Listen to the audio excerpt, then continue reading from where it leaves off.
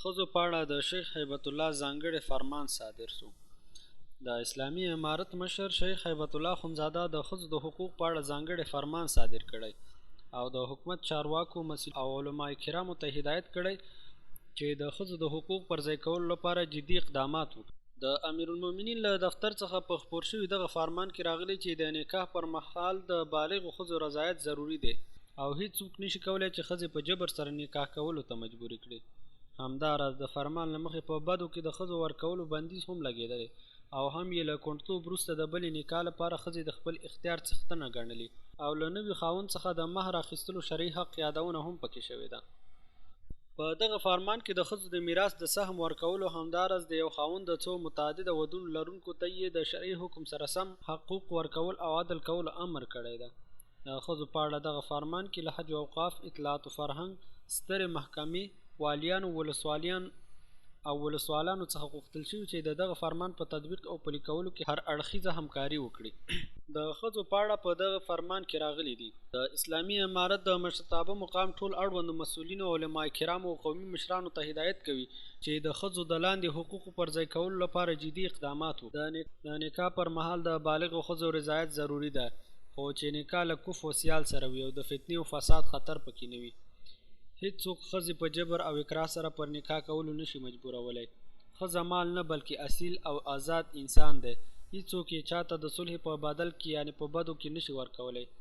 د میړه له وفات وروسته چې شرعي عدت تیر شي، کونډه ښځه نه لیور ځان ته په زور په نکاح کولی شي او نه بل څوک. کونډه د نکاح کولو او خپل راتلونکي سرنوشت په هکله د خپل اختیار څښتنه ده. له نوي خاوند څخه د مهر اخیستل د کونډې شرعي حق دی.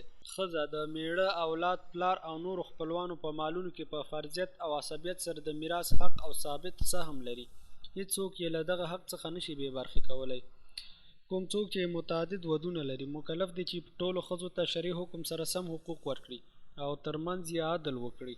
د پورته حکم د تعمیل او په ښه ډول د تطبیق لپاره لاندې امارتي ارګانونه په خپله برخه کې اقدامات ترسره کړي. د حج او اوقاف وزارت ته حکم کیږي چې د ښځو د حقوق اړوند هدایت په هکله علماء کرامو او خطیبانو وهڅوي ترڅو د خپلو خطبو او موعظو له لارې خلک پوه کړي چې له ښځو سره ظلم کول او د هغوی حقوق نه ورکول د الله تعالی د نارضایتۍ او د هغه د عذاب او قهر سبب ګرځي.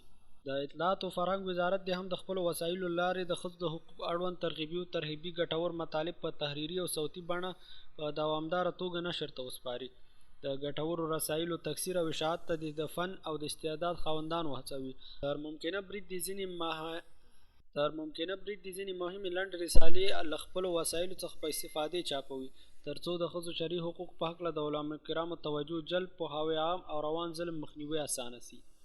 د سترې محکمې عالي مقام د ټولو محاکمو ته هدایت وکړي چې ترڅو د ښځو خصوصا د کونډو د حقوقو او پر هغوی د ظلمونو اړوند ناریزې په اصولي ډول واخلي او په هکله غفلت ونه کړي ترڅو له ظلم څخه د خلاصون او د خپلو شرعي حقوقو د ترلاسه کولو په برخه کې له مایوسۍ سره مخ نشي.